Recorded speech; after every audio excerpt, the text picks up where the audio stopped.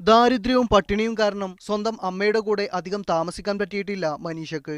എങ്കിലും Kasaragod model residential സ്കൂളിൽ നിന്ന് ലഭിച്ച പരിശീലനം ഇവളെ ഉന്നതങ്ങളിലേക്ക് വഴി നടത്തുകയാണ്.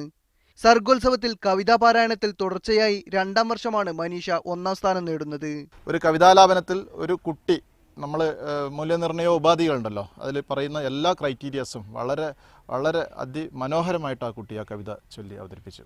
കാസർഗോഡ് മാവില കടപ്പുറം അംബേദ്കർ കോളനിയിലെ മണിയുടെയും പുഷ്പയുടെയും 3ാമത്തെ മകളാണ് മനീഷ. കുടുംബത്തിന് സ്വന്തമായൊരു വീടെന്നത് മനീഷയുടെ സ്വപ്നമാണ്. എല്ലാം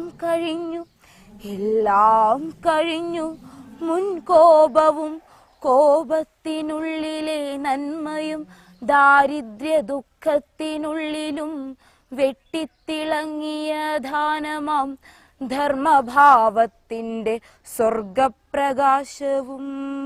നാടകം, സംഘഗാനം, പരമ്പരാഗത നൃത്തം എന്നിവയിലും മനീഷ മത്സരിക്കുന്നുണ്ട്. ഫുട്ബോളിലും മിടുക്കിയായ മനീഷ കാസർഗോഡ് ജില്ലാ ഫുട്ബോൾ ടീമിലും കേരള ടീമിന്റെ പരിശീലന ക്യാമ്പിലും ഇടം നേടിയിട്ടുമുണ്ട്. ക്യാമറ പേഴ്സൺ ഇക്ബാലിനൊപ്പം BK സുഹൈൽ, മീഡിയ 1 വയനാട്.